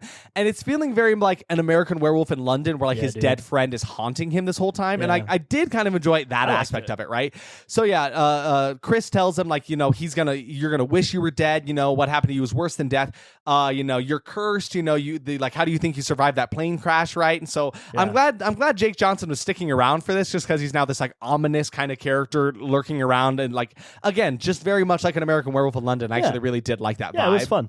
So now we get actually a pretty good scene that really surprised me in a lot of ways. Yes, this scene was dope. Miles away from the actual crash site of the plane, these 2 cops are investigating the debris that had fallen on its path as it was crashing, right? Yeah. They find the sarcophagus open and empty, and there's some decent tension being built in this scene. It's actually feeling kind of spooky, right? And then we get an actually spooky mummy jump scare. I'm really impressed with how the mummy looked. She somehow like mummifies one of the cops, and it looked awesome. She like sucks like through his mouth, sucks the life essence out of him. So he drains. He turns into a mummy himself. He becomes this like this corpse, right? This husk of a man. And it's like it's CGI, but it's actually kind of good, right? It was good, yeah. Wish it was like one of those moments where I wish it was practical because it would have been better, but it wasn't bad enough to make me complain. Exactly, yeah. So I was mostly just happy, like regardless of the CGI, just because like I was seeing something actually scary. Yeah. Because all of the promotional materials, anything like that, had never shown me the main mummy lady, actually looking like a scary mummy who's like shambling around, twitchy, looking all nasty, like struggling to hold herself up like a mummy would be. It felt like how nowadays they hide what musicals are out. It felt like in trailers you can't tell if it's going to be a musical or not. It felt like that, where if they were hiding the fact that this was a horror movie, which I feel like is exactly where they went wrong. Because if it had been marketed as such, I actually probably would have been a little more excited about this. Oh yeah, because I actually really really enjoyed the scene. And so so she sucks the life force out of these 2 cops, mummifying them and healing her. So she's slowly starting to get a little bit better because of this life force that she's taking from them, right? And I just wrote, damn, they did make the mummy look really good for this one scene, and so now she can use these 2 dead cops as her minions, which I thought was really, really neat. Yeah, the way they like stand up and groan was really good. They were just like cracking and crinkling. Oh, the cracking of their bones was so good. So yeah, I was really surprised, and the scene really worked for me. But I love the fact that not only did she drain them of life, she also like now has these 2 lackeys and probably much more after that. Yeah. So like a fairly spooky scene in the dark of night on this crash site. Really, really enjoyed it. And then it screeches to a halt because who comes back? Tom Cruise comes back, and this is something that like immediately I noticed that I'm like, it's every scene that Tom Cruise is in that I am pulled out of this movie. Oh, 100%. And it's not even because it's Tom Cruise; it's the performance he's giving. The performance and like the way his character is written. Yes, yeah. I think a lot has to do with the writing. Yeah, because I think Tom Cruise is very much an actor who needs a good script. And when he has a good script, he does a great job. But when he doesn't have good direction and doesn't have a good script, or if he's trying to direct himself, I really, really wonder if that was the reason why this guy directed this movie, because no one else wanted to direct Tom Cruise. Because I'm assuming it's very hard. I mean, I bet if he was acting the way we assume he did, like based on what everybody's saying, like just on this movie, like I can imagine I wouldn't want to work with him. I mean, I've heard that he's a pain to work with. I've heard that many times. So he's just one of those makes me actors that has sad. a huge head, just based on everything I've heard about the man. So anyway, we're back with Nick as his character, and he's talking to Chris, his dead buddy, now in the mirror in a bar bathroom. I actually kind of liked the way this was. I did too. Because like instead of his reflection in the mirror, it's Jake Johnson's character on the other side of it, right? It was fun. And they're bickering about like who killed who and why. He's like, you shot me 3 times. Like that's not fair. And it was kind of funny. I mostly like Jake Johnson more than I liked Tom Cruise in the scene. Yeah, he kind of saved the scene for it. Yeah. So anyway, so Chris tells Nick that he's cursed, and they're both cursed, and he has to listen to what he has to say to him, right? He tells him that Amanette has plans for Nick, right? It's like, I know you've been seeing her and stuff. Like she's got big plans in the work for you, man. You better be careful, right? And then he leaves the bathroom in a huff, and then he's in like the back alley of this bar, and then the mummy Amanette appears to Nick in this back alley, and I really wish she had stayed this decrepit and scary because she looked spooky. She looked good. Really loved it. And so she's shambling towards him, and then a bunch, like hundreds of rats start filling the street and just covering Tom Cruise. He's When he wakes up. completely covered in these rats. And then, he comes to reality on just some random street in England, and Jenny's there too. He starts telling her what has been happening to him, about how he's been like seeing Amanette. He knows these things he shouldn't. He's like, how do I know what this means? I don't speak Egyptian. She's like, well, you probably heard it somewhere and remembered it. Like, I don't know. That's not enough evidence. And she's trying to tell him he's crazy. And so then he's like, you know what? Maybe you're right. Maybe I am crazy. This is one of like the smarter things he does. He's like, I'm going to go along with this because I don't want to sound like a crazy person. How about we go? He's like, I think I know where the body, like where the sarcophagus crashed, right? So like, let's go check that out. I think I'll feel a lot better if I see the corpse in the sarcophagus and like know that I'm really just kind of having an episode, right? Maybe I got a concussion after that. That's that crash. totally why he wants to go to the sarcophagus. Totally why he wants to go to the sarcophagus, not because he wants to get freaky with a mummy. Is she? Would you say? Is there something about like she's a freak in the sheets? Is she's a freak in her bandages? She's a freaky bandages. I don't know. There's nothing there. There's nothing there. So anyway, so they go there. They go to this where it had crashed. Right. We do get another quick scene of like Mummy Amanette just going to town on the civilians, sucking out all of their life forces, and like he was going nuts. Any of the scenes that don't involve Tom Cruise are pretty good. I'm actually kind of liking that. Oh yeah, I was having a great time. And Amanette is looking pretty human now, which I wish wasn't the case. I do wish she had stayed more mummified for a long time, but she is still like, you can see more of the actress in the makeup now, or in the CGI for it now, but she's still like, her jaw is looking a little nasty. She's got a bunch of bits of skin that are rotten and fleshy and looking really bad. So anyway, Nick gets kidnapped by a couple of the mummified minions who look pretty spooky. I did also like the way the minions look. They look really good. Yeah. And then they put him down on like this like the top of this tomb, I want to say, like this coffin, I guess. It looks like a sacrificial altar almost. Yeah. And then Amanette just like pounces on him and kind of just starts feeling him up. She like pulls up his shirt. She's like feeling it on his tummy, and it's very weird. It was very weird. I know she's attempting to bring Set into his mortal body, but it's awfully sexual between the two of them, which I wish wasn't the case. I could have done without that little bit of it. There was like so many random horniness bits between these two characters, and then Nick and Jenny as well. Yes, every time one of those happened, I'm like, what's happening? Why are we doing this, guys? It was so forced. Yeah. So then right above his head, she breaks this like marble angel statue that's right next to him, and then pulls out the ominous dagger of Set, which has just been there the whole time, I guess. That's been chilling. And she goes to stab him with it, and then stops just before stabbing him, because she realizes that big important gem that's supposed to be at the bottom of it is missing. So if she were to do that, it would have just killed him, and nothing would have actually happened. So she needs, this is now the big plot point where it's like, you need the dagger and the gem in order to bring back Set into his mortal vessel, right? Yep. And then Jenny just walks in. Yeah, suddenly Jenny's here. Like, oh, cool, awesome. I'm glad you're here. And Tom Cruise is so stupid. He's like, Jenny, do something. What are you doing? I'm getting killed. Because like she's just sitting here staring at this mummy, which I get. I would probably be pretty like confused on what to do if I saw this mummy and her mummy minions in front of me. Yeah. But she's just standing there, and then Tom Cruise kind of comedically is like, come on, do something. So yeah, now commence a battle scene with Nick and Jenny versus all the mummies, and it was like just fine. I think it did nothing for me. I didn't really care for either Jenny or Nick's characters, so I think that's why I didn't really care about it. I liked the mummies though. Yeah, and I liked the way they like crumbled and they fought and stuff. That is that really was fun. Very fun. Whenever they get hit hard enough, they start to like crumble into like this big cloud of dust, which I think is really fun. Yeah.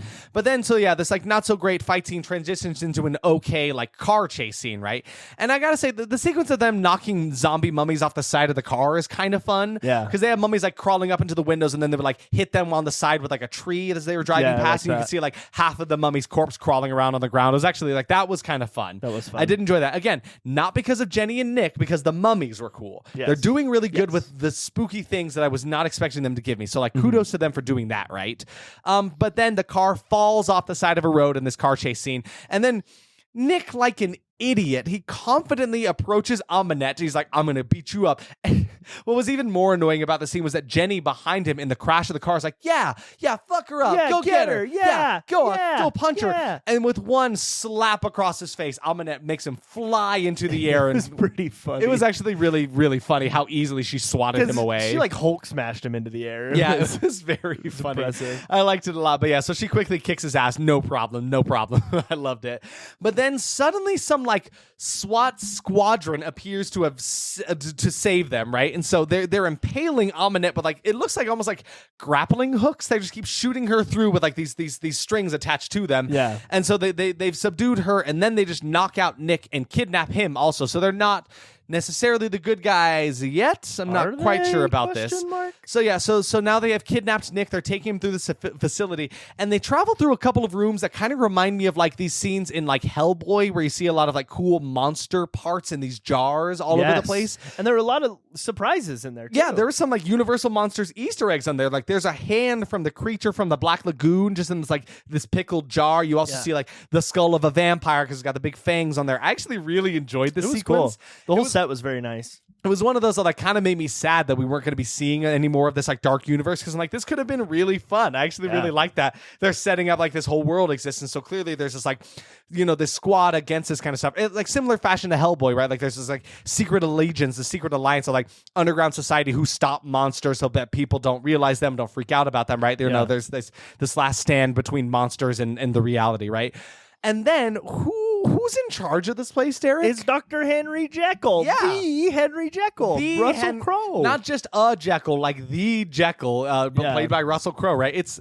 I was just not expecting him to be a character in this movie at or to all. lead this like underground organization that apparently he leads. Yeah, so I thought it was actually a really neat idea, and Russell Crowe's giving a hell of a performance. He was awesome. I actually really liked his him playing voice was Henry different. Jekyll. He gave the right amount of like energy to the role. Yes. You could tell there was fear behind his eyes because he could change at any moment. Exactly, because we're meeting him at a point where like there's actually a moment right here where he injects himself with a serum that like keeps him from going into the darkness of Mr. Hyde, right? And I thought it was really neat. We're meeting, it's not like an origin story for him. That's already happened, right? So like we're meeting a Jekyll who was like well into this kind of stuff. He knows what to do. He knows when to take his medicine basically to keep Mr. Hyde at bay. Though it seems like he has to use it a lot. Yeah, he's got this cool, it's like a 4-chamber syringe where like he stabs into his hand and pushes one of the plungers down. He can use that 4 times. Like he definitely needs this stuff quite often, but like it seems like he's pretty in control of it. Right? Yeah, it was very cool. And there's security measures in place for if he loses control of it, and we'll come up to that later. But yeah, so he's in charge of this whole facility. The sets are rather impressive. They look Again, really, I'm really liking cool. them. It reminded us a lot of in Hellboy, the laboratory. Yes, exactly. Because now we see the facility where Jekyll has the mummy just chained up. She's like over this big old grate. She's chained up so she can't be moving anywhere. And we do find out that Jenny works for Mr. Jekyll. So yeah, she was kind of being untruthful to I don't know. It made it seem like it was supposed to be this big plot twist, like you're working for the bad guys. No, it did seem like that, yes. But at the end of the day, it was literally she just worked for him. Yeah, exactly. There was no plot twist really here. did not matter at all. But on that note, it's like they kind of made it seem like these are the bad guys, but like these guys seem like they just do good work. Like they destroy evil in the world to protect people. Like I don't really see why that's so bad. No, man. And they're kind of putting like Dr. Jekyll's whole situation in like bad light because they're like they're trying to make them seem like the villains of this movie, right? They are, yeah. And I'm like, all these like Amanette is an evil character. She's literally trying to bring forth the god of death. He wants to destroy her. What is bad about that? What is so bad about I think that's probably a good thing, you know? But Nick has the hots for Amanette, so he's not going to let this happen, right? So he's the good guy, so clearly they have to be the bad guys, right? So he's probably going to help her escape, whatever. We do get a flashback to the desert again, and Amanette is asking Nick, like, to give in to her. You know, he will be this living god. She will be his queen. She's like, please do this. But yeah, Nick and Jenny actually are both feeling kind of conflicted about killing Amanette for very different reasons. Like, yes. Nick is definitely like, ooh, I'm horny for her. And Jenny is like, you know, I'm an archaeologist. This is my life's work to find things like this. I don't want to just destroy here. That seems wrong. I mean, yeah. I liked what they set up there with that conflict. It just doesn't go anywhere. No, exactly. So then back at the Crusaders tomb, remember that from the very beginning of that? Dr. Jekyll was there at the beginning, if we recall. And he had his men actually like going through and trying to find some stuff that was in there. And they do actually uncover the missing gem from the Dagger of Set. So now both of those pieces are at play. So let's see what happens there.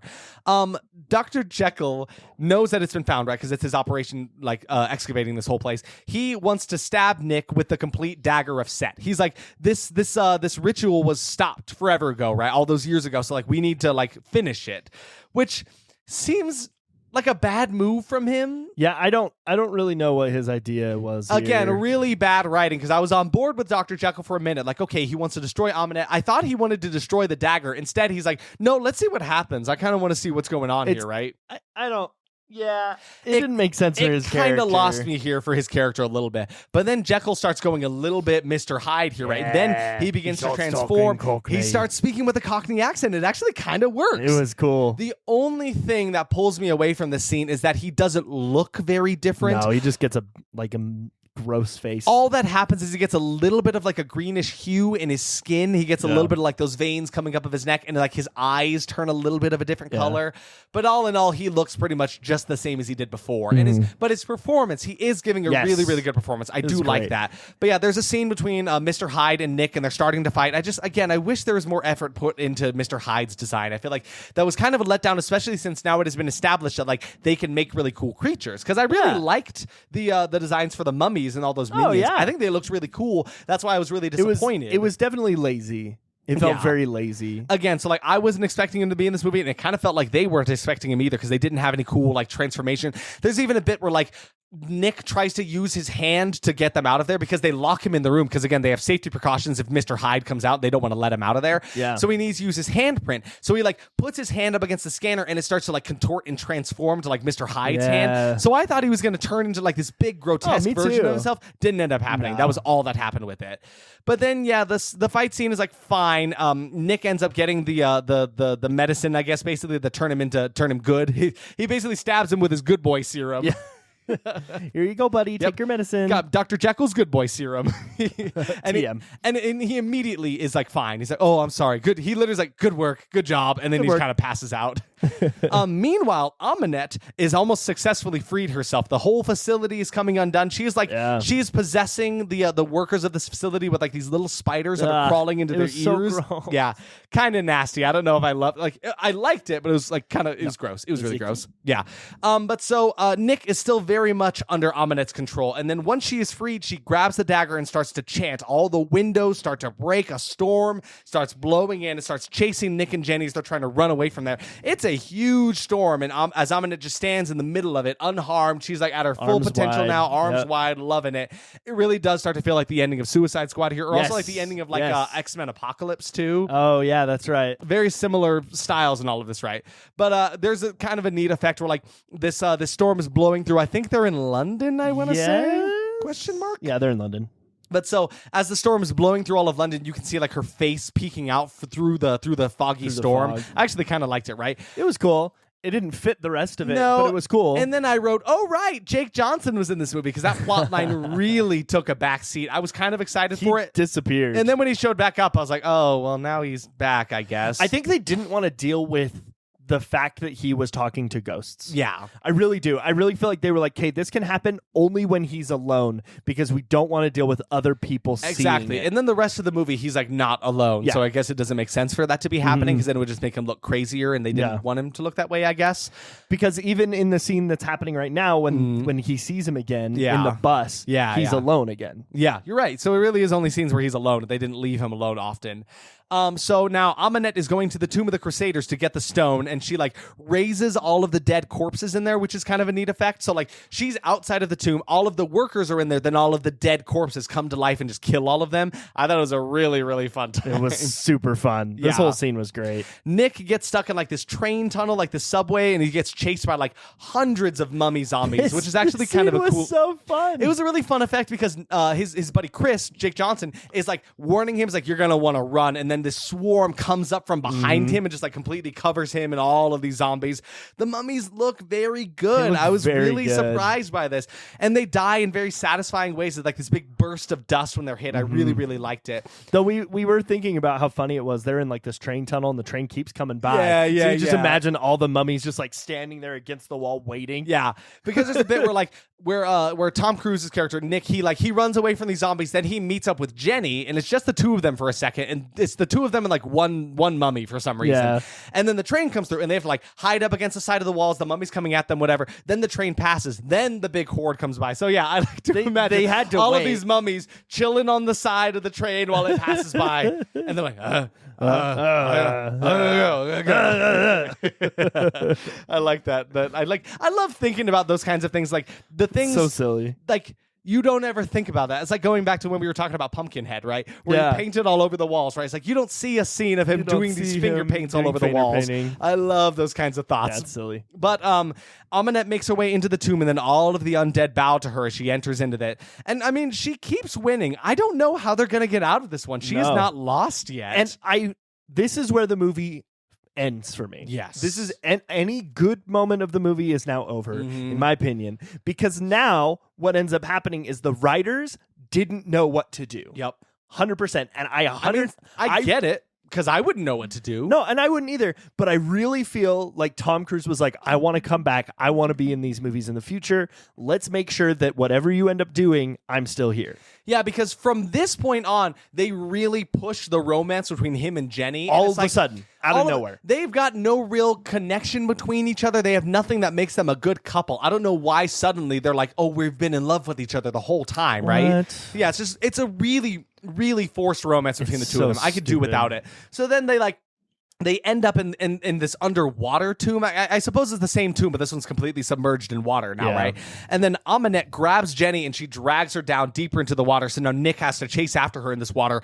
I didn't like this scene at first because I'm like, I don't care about Jenny. Why does he care about her? They have no connection whatsoever. What was really cool, though, is in his rescue attempt as he's swimming through all this water, Nick gets chased by dozens of undead crusaders as they're coming out of their tombs underwater. Yes. I thought it was a really, really cool effect. I really like that. And so, yeah, the undead in this movie are really doing it for me. They're some of my favorite parts of the movie. But then Thomas Cruise comes in here and he is ruining everything. So he gets out of the water, and then the undead minions they subdue him and put him right in front of Jenny's dead body. So she drowned, she's done for, she's gone, dead. Right? And then he's also in front of Amunet, which she's obviously not dead, which was so annoying. Yeah, exactly. It's like her body was basically glowing in this cavern that they're in underwater. And so yeah, all of the undead blow away in the wind, these clouds of dust, which is really cool because Amunet just decides she's done with them, right? So she's like, poof, sends them away, and they all fly away into the wind. So now, again, in a stupid attempt, Nick tries to take down Amunet, and she quickly swats him away. And he needs to stop trying that. And then he does it again. He just keeps trying. He should just give in to her because he cannot fight this girl. No. And I do like that. I do like the fact that there was not a single moment where normal Tom Cruise had the ability to fight her. Yes. She is a being with the power of Set behind her. She is going to kill him. But she's not going to kill him because he is her chosen one, right? That's the whole plot line that's been going on. Yes. She has chosen him to be her new Set body vessel thing, right? Yeah. So they're fighting for a minute, and then she's choking him. He looks down at the dagger. She throws him into a wall, and then she looks down, and he actually grabbed the dagger. So somehow he managed to steal the dagger from her, and he starts to smash the stone that's on the bottom of it. I'm like, okay, that's actually pretty smart. Yeah, it's great. Then she begs him not to destroy the gem. She's offering him this power and this immortality. And then what does he do? He decides to stab himself. Full on stabs himself. So just exactly what she wanted to do. I don't know what his thought process was here, but it was kind of idiotic. So yeah. So now I guess it's happening after all. His pupils split just like Amunet's, because we actually haven't mentioned that. No, yeah. There's this cool effect where once she became one with Set, her eyes split into these two pupils in one, which was a really, really cool effect. It was one of the designs I liked of her when she wasn't looking like a corpse. But yeah, now that he is becoming this god, he also has that cool pupil split effect that I really liked. Very cool. And now he's a god, I think. I guess. Not really sure. So, but then the worst part, where this movie part of the really movie takes an awful turn, is he starts to fight off Set's possession with the power of love. Love? Like, there's no way they could be in love. He barely knows her. No, but he Really like hate looks it. over at her. He has like a flashback of her talking Yeah, to he him looks about how over he to, like, can control himself. Looks over to Jenny's dead body and remembers the times that they had together. And he's like successfully managing to fight off the literal like Egyptian god of death. And they're like, there's no goddamn way. I hated that. Absolutely not. No. So then, yeah, he starts to fight with Amunet. He like throws her around the room for a second because like now he is stronger than her, so he actually can stand up to her. So like I guess that makes sense. But then he just takes her and drains her of her own life force, like she's been doing to everybody else in this movie. And so yeah, she just shrivels up into this husk, looking like a real ass mummy, and she's dead. So like bye Amunet, I guess. So then now he goes over to Jenny and has some like weird like panic attack over her body, and then he just screams at her, wake up, and then she's just alive. Then she's fine, and then it just works. And then he leaves. He like shrouds in the shadows for a bit. Yeah, I've got to go look for a way to get better. Yeah, exactly. He's like hiding from her in the corner. It's like, stay away. I don't know what I am. I'm a monster. I'm afraid that I'll hurt you. And so he's talking to himself in this darkness like a psycho. Then he just disappears into dust. And so it was at this point that we're like, are they trying to make Thomas Cruise the mummy that's going to be appearing in these later movies? So yeah, no. Now he's a monster, and like, is he supposed to be the mummy? I don't. He doesn't even look cool. No, because he's just him. Yeah, because now there's like a little bit of an outro where Dr. Jekyll and Jenny are talking to each other about like, what are we gonna do about him? Should we do? And so like now he's a monster roaming through the desert with a now resurrected Jake Johnson. Yep, and they're just doing their same quips. The worst part about the fact that he brought his friend back was like, yeah, thanks for resurrecting me and all. Like they've really felt the need to say he brought him back to life. Just so you know, they had to spell that part out for us. Yeah, they did. But yeah, it's really annoying because like now they're talking about like using Nick his like as this new monster mummy as an ally for their future fights with other monsters. Yeah. And so yeah, there's the ending scene is like Tom Cruise riding through the desert on a horse with this big ass sandstorm behind him, which like was a cool whatever, but he didn't look like a monster. It just looked like Tom Cruise. I went through the desert with the movie was bad, and I hate to hang out in the sand. My friend Jake Johnson wrote a song about this, and it was about a building that blew up with piss. I said, whoa, whoa, whoa. I'm so happy this movie's over. It's over. It's over. We did it. It's done. That's actually the outro song. I didn't make that up. That wasn't improv. Yeah, that's exactly how the movie ends. So let's discuss our expectations here. Yeah, so I said it was going to be way more action than horror. And I mean, yes, but significantly less than I was anticipating. Like there was way more horror than I was expecting from it, which was a huge surprise for me. Yeah, I mean, same actionable. Actually, no, I was pretty surprised about how horror it was, even if it wasn't horror at the end of the day. I said too much Cruise and not enough of the Mummy, and I feel like we got a decent amount of Mummy, but Cruise was definitely in it way too much in the worst part of every scene. Any scenes not involving him were the best scenes in the movie. It's true. We could do a cut of like everything that didn't include Tom Cruise, and it would be a much better movie. It would be, and it'd be a lot shorter. Yes. Only horror because of the name. See previous. The only thing that wasn't horror about this movie was Tom Cruise. Yeah, so, exactly. I said Mummy too sexy, and again, I was shocked to find out that the Amunet actually looked like a creepy, decayed mummy for a good while. I really, really was not expecting it, just because none of the promotions, none of the trailers, any of that had shown that, so I wasn't led to assume that of the movie. Yeah. Yeah, maybe I hadn't seen this. Maybe I was thinking about the end of Suicide Squad. Yeah, I was definitely thinking about the end of definitely Suicide the wrong Squad. one. Yeah, I said only a horror because it's about the mummy, right? And again, I had a few it had a few tense horror filled scenes that I was not ready for, so I'd say it actually did have more horror than I was expecting. Yeah, for sure. So many stupid scenes. Oh my god, there's scenes in this movie that could have been cut. I just can't even. The ending was dreadful. Yes. I don't think I've hated an ending to the movie. Like, I've talked about it before. One of my favorite things about these movies we watch are the endings. I love it when they're twists and crazy. This was terrible. This one felt like it was trying to be like awful. an MCU project, right? Yes. Like we really, really were expecting to see the mummy will return at the end of this one. I did not like it. And I think that's honestly mostly because I did not like Tom Cruise. I didn't want him to be this recurring character. I'd like absolutely 100% no for that one. Guess you could say they failed in setting it up. So, and then my final expectation was just zero cool practical effects. Is like, while I do think a lot of the undead characters were very cool, none of them looked practical. I think they were all CGI, and the CGI was good enough for me, though. And again, maybe that was just because I was happy to see any ghoulish characters because I really thought we weren't going to be getting any. Yeah. So I think that's maybe why I wasn't so critical about the CGI. But like, they had the budget to do well with it, and I think they did pretty great. Yeah, for sure. My last one was Mode. motorcycle. And no, this was like the first action movie I've ever seen with Tom Cruise where he didn't ride a motorcycle. He did ride a horse though, and he did ride an Egyptian god. Yeah. Ooh, well, she rode him. Yeah, I don't know. Surprises for this one. For me, my surprises just started out like I've harped on it the whole time, but like I was just surprised by how much horror there actually was to see. It really surprised me because any and all trailers focus so much on the action and Tom Cruise parts that like I wasn't really expecting any scariness at all. But it delivered some, and I was not upset about it. Yeah, for sure. I was super surprised by the fact that Russell Crowe was playing Dr. Jekyll and Mr. Hyde. Like that was way surprising for me. I'd never heard anyone mention him, and it was actually a pretty big part of the film because you mentioned how we had actually seen his name like in the credits for it. It's like, oh, he's playing Henry Jekyll, right? Okay, cool. Maybe he'll be like, the end. I thought credits. it would be an end credits scene. Exactly, but he wasn't. He was like a pretty pivotal point of this movie, right? And probably pivotal for future Dark Universe projects that never actually ended up being in it. I was surprised that I didn't hate the CGI. Was it perfect? No, but the budget was big enough to do a good job with it, and I was happy to see any creature designs in it. And then one of my last surprises here was just like on the topic of creature designs, the zombie mummies looked great, but Mr. Hyde was a bit of a letdown just because the other beings in this movie looked really good. Yeah, for sure.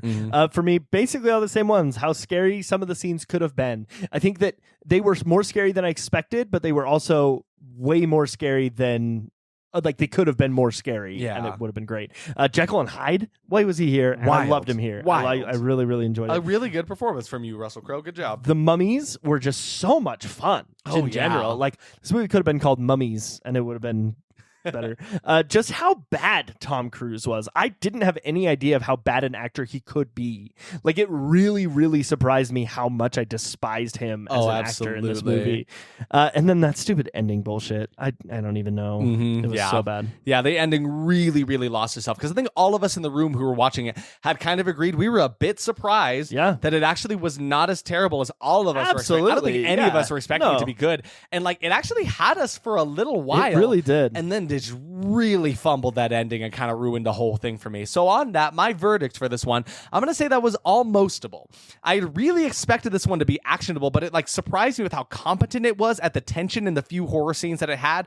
The combat was kind of fun to watch. The creatures were grotesque and very fun to watch. And there was a lot of fun to be had in this movie, actually. It just all came down to the reason it came down for me was just due to the writing and any influences that Tom Cruise had on the film. Every time Cruise came back on screen, I was pulled out again. So like for him, that's why it couldn't be like, that was horrible or certified horrible, any of that. It can only be almostable for me because it still was way too action movie and didn't focus enough on the things, and the writing lost itself, and Tom Cruise really messed this one up.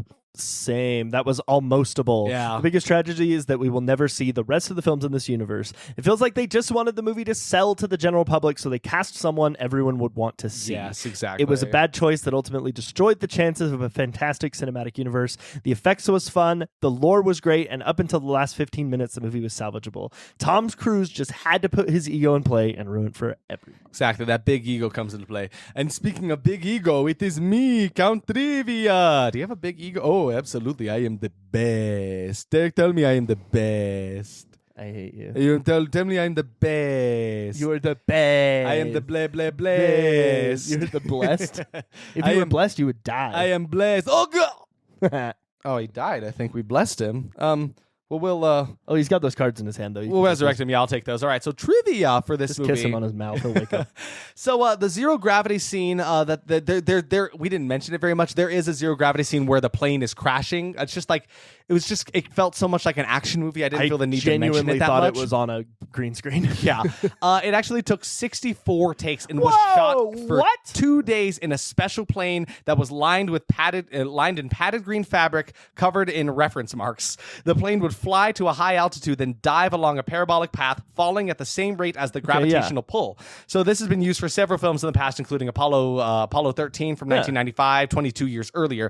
It was invented by NASA, where it was used for zero-G training for astronauts. Reportedly, a lot of the crew got nauseous during the scene and vomited, except for the main stars, Tom Cruise and Annabelle Wallis, who were really proud of the stunt. So, like, while they did put CGI over it, like, it was actually a practical stunt. Well, again, I kind of expected. That's how OK Go did their Upside Down and Inside Out music Exactly, video. right? So you're not special, Tom Cruise. OK Go did it, and did it a lot more fun and than they you did it before you. Yeah, so get wrecked. This film, again, we'll just get into this a little bit because we've already talked about it. This film was intended to be the first installment of a film universe known as the Dark Universe. Javier Bardem had already been announced as Frankenstein's monster in Bill Condon's Bride of Frankenstein. Johnny Depp was gearing out to play the titular character in The Invisible Man. Other movies planned were The Creature from the Black Lagoon, The Wolfman, Van Helsing, Dracula. Dark Army was what it was called, where several of the monsters would they would team up, right? Basically, Dark Avengers. However, plans for the shared film narrative were canceled after this film was a critical and commercial failure for them. During an interview in April 2021, screenwriter Eric Heisserer admitted that he knew the Dark Universe franchise was doomed from the start when he sat in the first big planning session with several other heavyweight writers involved. Heisserer, who had been hired with John Spites to write the reboot of Van Helsing, he said that there were a lot of voices and none of them could agree on much. They couldn't even decide if the monsters should be heroes or villains. He said that it was like watching all of his relatives argue during Thanksgiving dinner. At the end, the attitude was basically that everyone involved would just make it up as they went along. Oh my goodness. He and Spates knew that some movies would never work, so they joked that they might as well write the most oddball screenplay they could think of, such as including a character that it would kill off monsters from the movies that didn't work. Oh my goodness. Because they felt there was no way the franchise would survive long enough to actually produce their film. Isn't that so sad that even the people really involved in this were like, this is never going anywhere. This is not going to work out, guys. Rough. The film's tagline, "Welcome to the New World of Gods and Monsters," is a quote from The Bride of Frankenstein from 1935, which was also produced by Universal and would have been the next installment of the Dark Universe if The Mummy caught on, which is so sad because I really would have loved to see a Bride of Frankenstein movie. Thank God Guillermo del Toro is giving us a Frankenstein movie coming here pretty soon, Sure. I'm excited about that one. And then finally, the Mummy's design and gender were altered to avoid similarity with the titular villain of X-Men Apocalypse. Oh. So yeah, that's why it was a girl, and that's why its design was the way it was, just because like that movie had just recently come out in 2016. Yeah, okay. So they're like, we don't want to be quite that one. I could there. see that. So yeah, that's our trivia for this session here. What's our next movie? It was my pick for the first of the year, and I picked the Dunwich Horror from 1970. Mm-hmm. I've been really feeling Lovecraft lately, and so Lovecraft is great, man. I mean, I go through phases. Yeah, New Year, new us. New Year's resolution is more Lovecraft, and please. if you're gonna love yourself, you gotta love the craft. Yeah, and I feel like there's a lot of Lovecraft out there, and there's a lot of bad Lovecraft. Yeah, so this one's sitting at 29% for both the tomato meter and the audience score. Exactly the same. Exactly the same. Nice. All right. So yeah, we'll check out Dunwich Horror from 1970 next week. Tune in, please. Thank you for tuning in as always. If you feel so inclined, please follow us on all of our social medias. We got Instagram at that_was_horrible, Twitter at TWH Podcast, Facebook at That Was Horrible Podcast, YouTube at That Was Horrible, and TikTok at That Was Horrible. If you haven't already, please go check out our YouTube video. We worked really hard on our little top 10 of the years, and we talked, debated, we edited, we made it all for you. I think it's a really fun thing. We're really proud of it. Really proud of it. Mm-hmm. But yeah, so if you don't choose that, that's fine. If you want to just listen to us do this, please tune in next week. We're happy to have you. Thanks for listening. Hey, guys, stay spooky. Stay spooky. Have a happy new year. Bye. Goodbye.